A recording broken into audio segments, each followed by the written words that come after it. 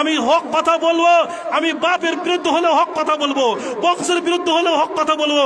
আমি হক কথা বলার জন্য কোনো নেতাকে দেখে পারওয়া করি না, কোনো পার্টিকে দেখে পারওয়া করি না, কোনো গ্রামের মাস্তানকে দেখে ভয় করি না।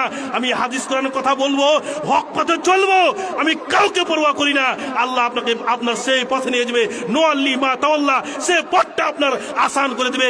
সেই পথ চলার জন্য আল্লাহ আপনার আসান করে দেবে, নোয়াল্লি মা তাওয়াল্লা।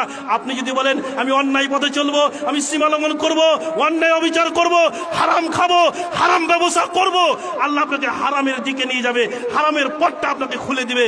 যে যে পথে চলবে আল্লাহ সেই পথে তার পথটাকে আসান করে দেবে। আর যারা বেকা পথে চলবে, যারা বেকা পথে চলবে, আল্লাহর বিধানকে মানবে না, ও নুসলিহি জাহান্নাম। আল্লাহ বলছে ওই বেকা পথে যারা চলবে তাদের জন্য আমি জাহান্নাম তৈরি করে রেখেছি। ওয়াসাআত মাসিরা। আর জাহান্নাম কতটা নিকৃষ্ট জায়গা। আমি বলতে যাচ্ছিলাম, যারা রাসূলুল্লাহ সাল্লাল্লাহু আলাইহি ওয়াসাল্লামের আনুগত্য অনুসরণ করবে না, রাসূলুল্লাহ সাল্লাল্লাহু আলাইহি ওয়াসাল্লামের বিরুদ্ধাচরণ করবে, রাসূলের কথাকে অমান্য করবে, তাদের থাকার স্থান হচ্ছে জাহান্নাম। বন্ধু আমার, ভাই আমার, এবার আসুন